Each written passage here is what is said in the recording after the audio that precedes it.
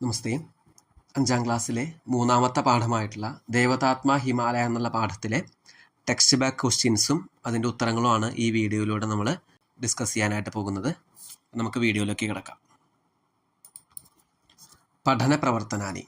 ഒന്നാമത്തെ ചോദ്യം, ഏകപദേന ഉത്തരത, ഒറ്റവാക്കിൽ ഉത്തരം രേഖപ്പെടുത്തുക. കസ്യ ദർശനം സർവദാ ആനന്ദകരം ഭവതി, ആരെ സന്ദർശിക്കുമ്പോഴാണ് നമുക്ക് ഏറ്റവും കൂടുതൽ ആനന്ദകരമായിട്ട് തീരുന്നത്?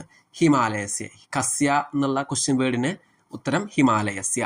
കഹ ഭാരതീയാനാം വിശ്വാസസ്യ ദേശസ്നേഹസ്യ ച ആധാരഃ വർത്തതെ, എന്താണ് അല്ലെങ്കിൽ ആരാണ് ഭാരതീയരുടെ വിശ്വാസത്തിൻ്റെയും അതേപോലെ ദേശസ്നേഹത്തിൻ്റെയും ആധാരമായിട്ട് ഉള്ളത്? ഹിമാലയ. കഹ എന്നുള്ള ക്വസ്റ്റ്യൻ വേണ്ട ഉത്തരം ഹിമാലയ.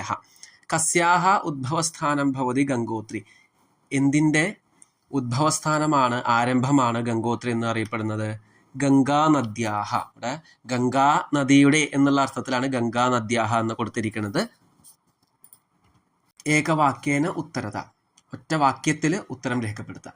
ക്വസ്റ്റ്യൻ, ഭാരതസ്യ കസ്യാം ദിശി വർത്തത ഹിമാലയ, ഭാരതത്തിന്റെ ഏത് ദിക്കിലാണ് ഹിമാലയം സ്ഥിതി ചെയ്യുന്നത്? ഭാരതസ്യ ഉത്തരസ്യാം ദിശി വർത്തത ഹിമാലയ, ഭാരതത്തിന്റെ ഉത്തര ദിക്കില് നോർത്തേൺ പാർട്ടിലാണ് ഹിമാലയം സ്ഥിതി ചെയ്യുന്നത്. കാഹ നദ്യ ഹിമാലയാത് ഉദ്ഭവന്തി, ഏതൊക്കെ നദികളാണ് ഹിമാലയത്തിൽ നിന്ന് ഉദ്ഭവിക്കുന്നത്?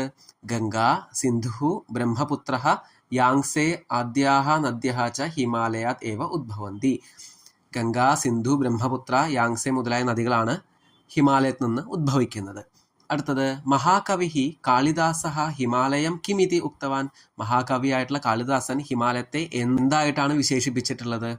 മഹാകവി കാളിദാസ ഹിമാലയം ദേവതാത്മാ ഇതി ഉക്തവാൻ, ഹിമാലയത്തെ ദേവതാത്മാ എന്നാണ് വിശേഷിപ്പിച്ചിട്ടുള്ളത്.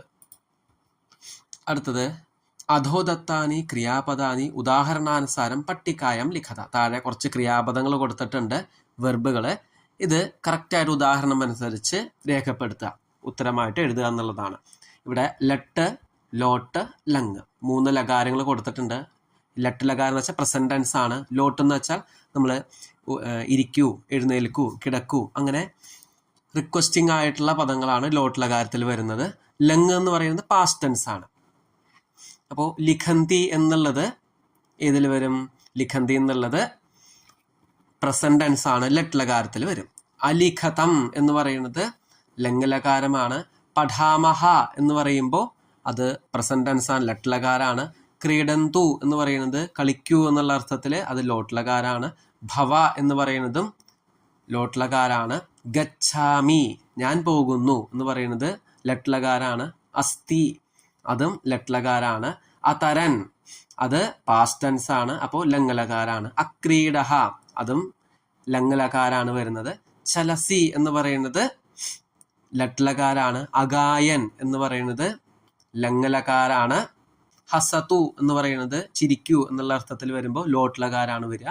വസാനി എന്നുള്ളതും ലോട്ട് ലകാരാണ്. അപൃച്ഛത്ത്, ചോദിച്ചു എന്ന് പറയുന്നത് പാസ്റ്റ് ടെൻസ് ആണ്, അപ്പോൾ ലങ് ലകാരം വരും.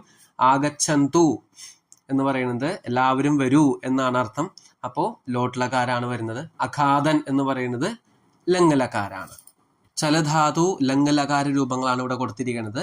നമുക്ക് ഇവിടെ ടേബിളിൽ പ്രഥമ പുരുഷ, മധ്യം പുരുഷ, ഉത്തം പുരുഷ, ഏകവചനം, ദ്വിവചനം, ബഹുവചനം കൊടുത്തിട്ടുണ്ട്. നമുക്ക് പറഞ്ഞു നോക്കാം. സഹ അചലത്, തൗ അചലതാം, തേ അചലൻ, ത്വം അചലഃ, യുവാം അചലതം, യൂയം അചലത, അഹം അചലം, ആവാം അചലാവ, വയം അചലാമ. ഇനി ലിഖ് ധാതു ലങ് ലകാര, ലിഖ് ധാതുവിന്റെ ലങ് ലകാര രൂപങ്ങളാണ്.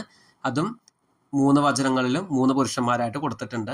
സഹ അലിഖത്, തൗ അലിഖതാം, തേ അലിഖൻ, ത്വം അലിഖഃ, യുവാം അലിഖതം, യൂയം അലിഖത, അഹം അലിഖം, ആവാം അലിഖാവ, വയം അലിഖാമ. ഇത് ബൈഹാർട്ട് ചെയ്ത് പഠിക്കേണ്ടതാണ്. എങ്കിൽ മാത്രമേ നമുക്ക് എക്സാമിനൊക്കെ കറക്റ്റായിട്ടുള്ള ഏത് വേർഡാണ് വരുന്നത് എന്നുള്ളത് ആൻസർ ചെയ്യാനായിട്ട് സാധിക്കുള്ളൂ.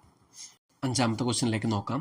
ഉദാഹരണാനുസാരം റിക്തസ്ഥാനാനി പൂരേത, ഉദാഹരണം അനുസരിച്ച് ഫിൽ ഇൻ ദ ബ്ലാങ്ക്സ് ആണ്. ലങ് ലകാര മധ്യപുരുഷ പദങ്ങളാണ് ഇവിടെ കൊടുത്തിരിക്കുന്നത്, നമുക്ക് ഫില്ല് ചെയ്യാനായിട്ട് കൊടുത്തിരിക്കുന്നത്. ഉദാഹരണം, ത്വം അഗച്ഛഃ, യുവാം അഗച്ഛതം, യൂയം അഗച്ഛത. ഇതേപോലെ ബാക്കിയുള്ളത് നമുക്ക് കംപ്ലീറ്റ് ചെയ്യാം. ത്വം അവദഃ, യുവാം അവദതം, യൂയം അവദത. ത്വം അപഠഃ, യുവാം അപഠതം, യൂയം അപഠത.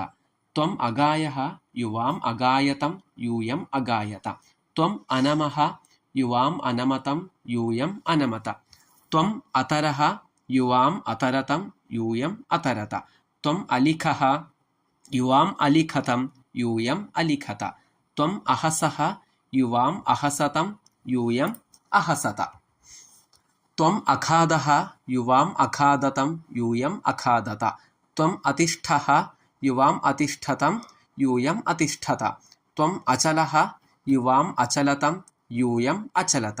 ത്വം അക്രീഡഃ യുവാം അക്രീഡതം യൂയം അക്രീഡത. ത്വം അപൃച്ഛഃ യുവാം അപൃച്ഛതം യൂയം അപൃച്ഛത. ത്വം അപിബഃ യുവാം അപിബതം യൂയം അപിബത. ത്വം അഗർജഃ യുവാം അഗർജതം യൂയം അഗർജത.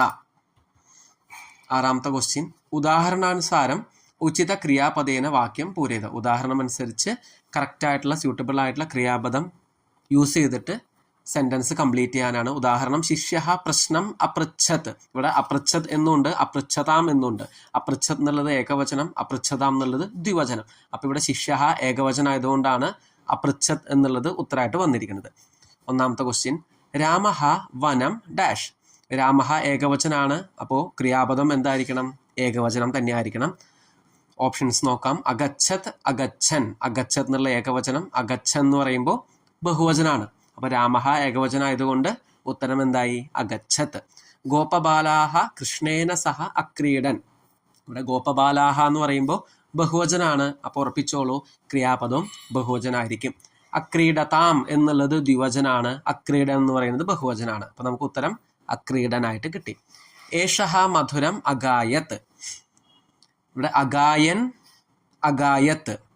അഗായൻ എന്നുള്ളത് ബഹുവചനം, അഗായത് എന്നുള്ളത് ഏകവചനം. അപ്പോൾ ഏഷഃ ഏകവചനം ആയതുകൊണ്ട് ക്രിയാപദവും ഏകവചനം, അഗായത്ത് ഉത്തരമായിട്ട് കിട്ടി. ബാലകൗ ആചാര്യം അനമതാം എന്നാണ് ഉത്തരം കിട്ടിയിരിക്കുന്നത്. ബാലകൗ എന്നുള്ളത് ദ്വിവചനം ആയതുകൊണ്ട് ആണ് ഇവിടെ അനമതാം എന്നുള്ള ദ്വിവചനം ക്രിയാപദമായിട്ട് വന്നിരിക്കുന്നത്. അനമൻ എന്ന് പറയുന്നത് ബഹുവചനാണ്. അപ്പം നമുക്ക് കർത്തൃപദം സബ്ജക്റ്റ് ഏത് വചനാണോ അതേ വചനമായിരിക്കും ക്രിയാപദം. സബ്ജക്റ്റ് ബാലകൗ ദ്വിവചനം ആയതുകൊണ്ട് ക്രിയാപദം വെർബ് ദ്വിവചനമായിട്ട് കിട്ടി. ശിശുഹു ക്ഷീരം അപിബത്ത്. ശിശുഹു എന്ന് പറയുന്നത് ഏകവചനാണ്, അപ്പോൾ ഉറപ്പിക്കാൻ നമുക്ക് ക്രിയാപദവും ഏകവചനായിരിക്കണം.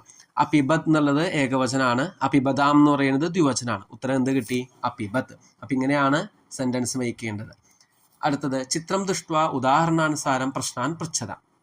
ചിത്രം കണ്ടിട്ട് ഉദാഹരണം അനുസരിച്ച് ചോദ്യങ്ങൾ ചോദിക്കാനാണ്. ഇവിടെ കഹ, കാ, കിം. കഹ എന്ന് പറയുന്നത് പുല്ലിംഗം, കാ എന്ന് പറയുന്നത് സ്ത്രീലിംഗം, കിം എന്ന് പറയുന്നത് നപുംസകലിംഗമാണ്. ഉദാഹരണം, ഛാത്രഃ പഠതി. ഛാത്രഃ എന്നുള്ളത് ഒരു കുട്ടിയാണ്, പുല്ലിംഗമാണ്, അതുകൊണ്ട് കഹ പഠതി എന്നാണ് ചോദിക്കേണ്ടത്. അധ്യാപിക ലിഖതി. അധ്യാപിക സ്ത്രീലിംഗം ആയതുകൊണ്ടാണ് കാ ലിഖതി എന്ന് വന്നിരിക്കുന്നത്.